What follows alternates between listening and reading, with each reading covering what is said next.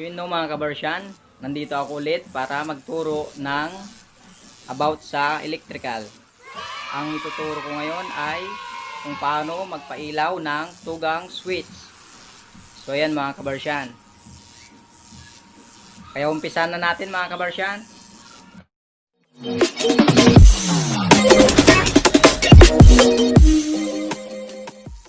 So yun no mga kabarsyan, kung mapapansin nyo ay mayroon ng wire yung ating mga box. So yan, ipapaliwanag ko na lang mga kabarsyan kung paano at kung ilan yung mga dumaan na wire. So ito mga kabarsyan no. Ito mga kabarsyan, dito mga galing yung ating supply. So yan, dalawang wire yan. Tapos dito sa switch sa bandang baba, ang magiging wire natin dito ay tatlo. So yun no, tatlo yan. Yung dalawa dyan ay return. Tapos yung isa naman dito ay magiging hot. Kaya tatlo yan. Tapos dito, papunta dun sa isang ilaw natin ay dalawa. Bakit dalawa? Kasi yun yung return tsaka ground. Kasi nandito tayo sa probinsya mga kabarsyan eh. Kaya ang wirings natin dito ay line to ground.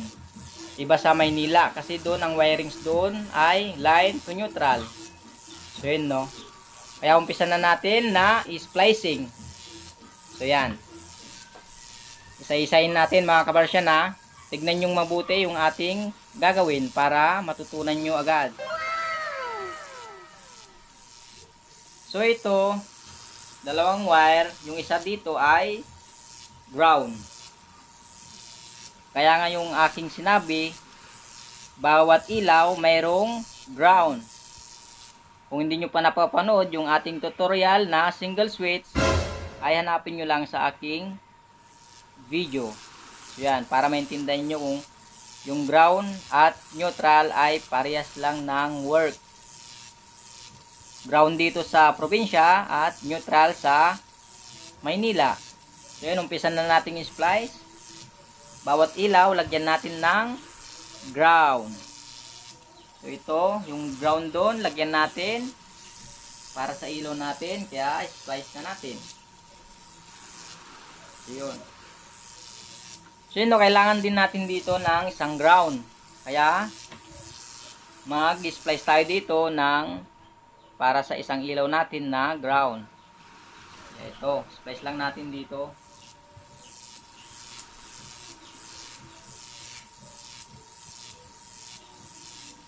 Yun. Meron na tayong ground sa ilaw at ground din sa isang ilaw natin.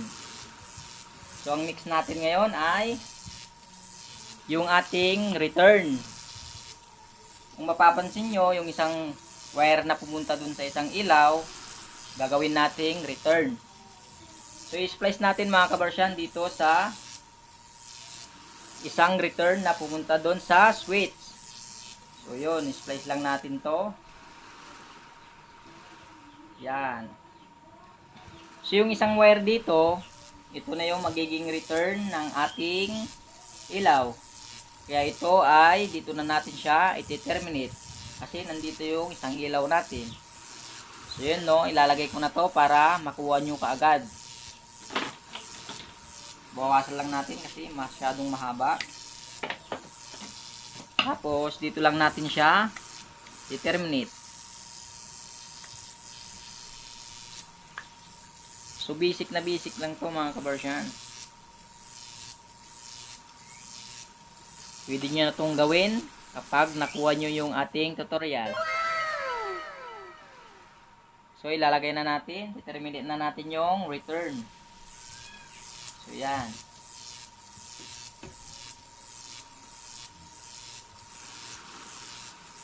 Higpitan lang natin para hindi siya mag-loose.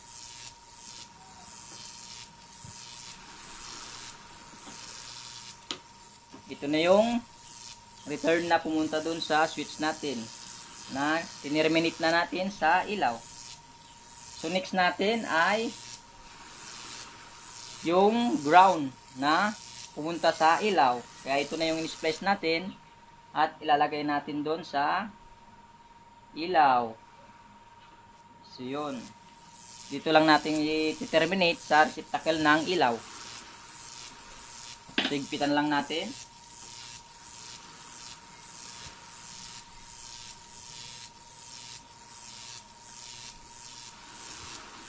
So yun, maigpit na.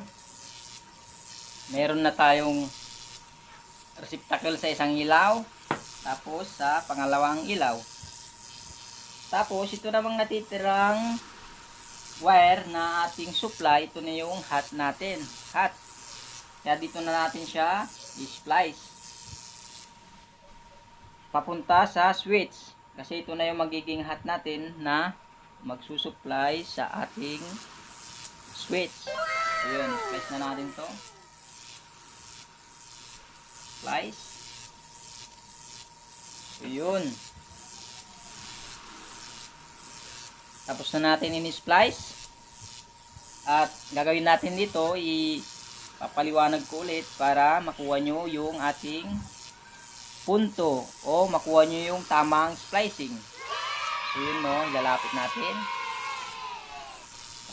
Ito yung hot tsaka ground. Hot, ground. So kailangan natin ng ground bawat ilaw. Nilagyan natin dyan. Ground. Tapos tumakbo doon sa kabila. Meron ding ground. Tapos itong isang wire na ito, ito na yung return natin.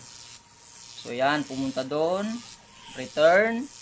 Bumaba sa switch. Yun.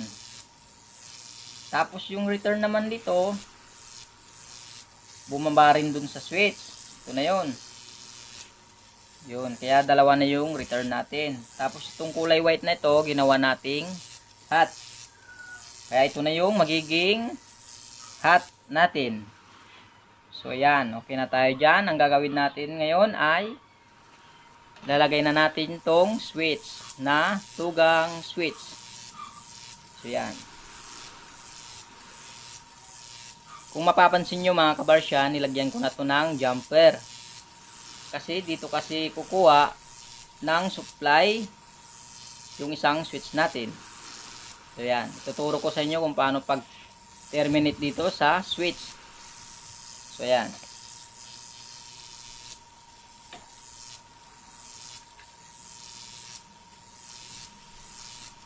Ito yung ginawa nating hot, kulay white. Kaya dito natin ilalagay para tatakbo yung jumper o yung supply sa kabilang switch. So yan.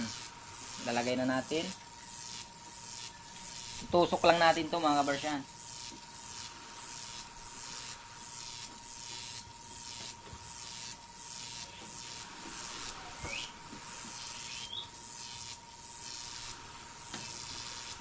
So yun, nailagay na. Tapos lalagay na natin yung dalawang return dito. Yan. Ilagay na natin.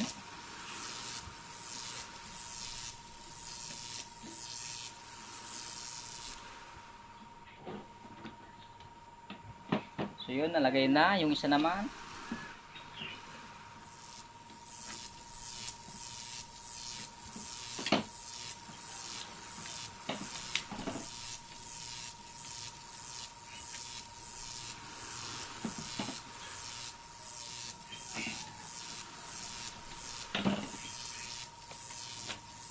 So yun mga kabarsyan, nailagay na natin.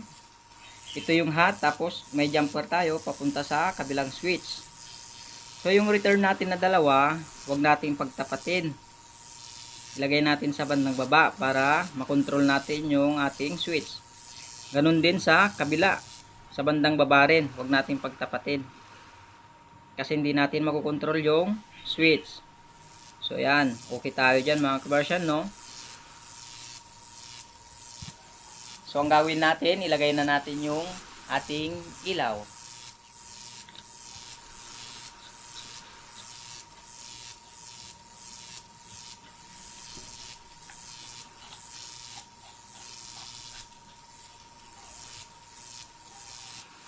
So ayan, nalagay na natin yung dalawang ilaw. So paghiwalin lang natin tong splicing natin para hindi mag-short. Kasi hindi na natin lalagyan ng electrical tape kasi ako lang naman yung tao dito at di naman siguro delikado. Tapos no mga kabarsyan, bago ko kasi susupply nito ay i-continue muna natin. So yan, para malaman natin kung short ba yung ating wiring o splicing. Para dito pa lang malalaman natin kung may short yung ating ginawang splicing para maayos na natin kagad. Kung susupplyan mo kagad, kung kahit sabihin mong tama ka naman, pero mas maganda yung sigurado para kung may posibilidad na nagkamali ka sa splicing, puputok, mag-short. Kaya mas maganda siguraduhin natin. So yun, short lang natin to para makita natin kung tama ba yung ating splicing. Kasi pag umilaw ito, sigurado short. Pag hindi naman siya umilaw, ayos yung ating splicing. So yun, short na natin. So mga kabarsyan, pag sinort natin yan, iilaw. Kaya susubok natin dito sa ating wire na gagawing supply. So yan. So yun mga kabarsyan, hindi siya umilaw. Kaya okay yung ating splicing. Yan. Ang next natin ay splice na natin dito. Mayroon akong ginawa para isaksak na lang dun sa loob, sa outlet, para mapailawan na natin to. Kasi hindi pa ako nakabili ng breaker. Lalagay sana natin dito mga kabarsyan, kaso wala pong budget. So yan. So pagpisan muna lang natin to. Splice na natin.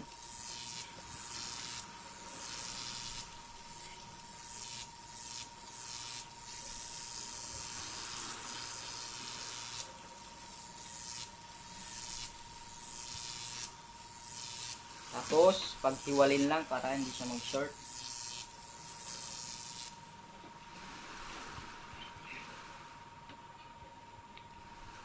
So yun, pupunta lang ako sa likod at sasaksak na natin para mapailawan na natin yung ating ginawang tutorial na tugang switch. Yan.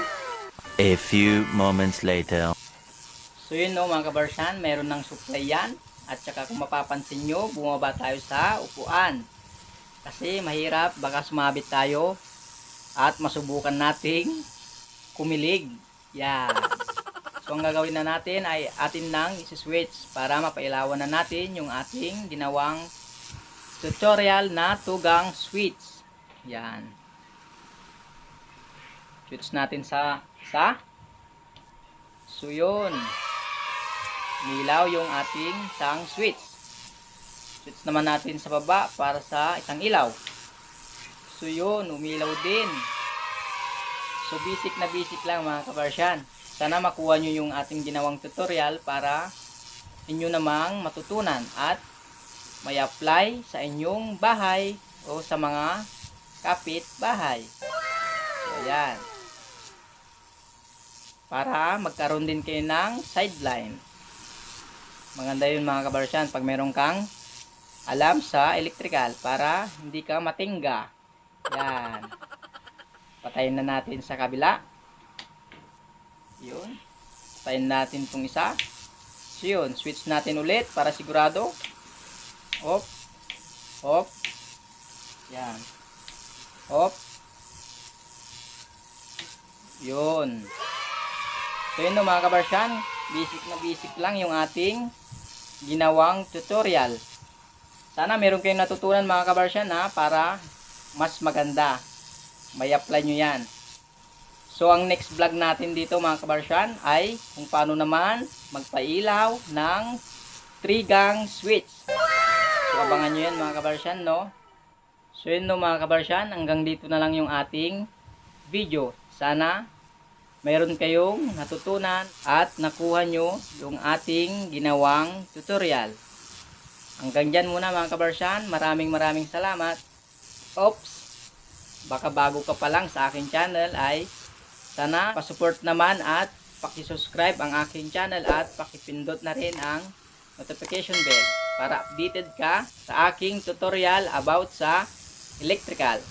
Para marami ka pang matutunan sa ating gagawing vlog na tutorial. So hanggang dyan mga kabarsyan, salamat!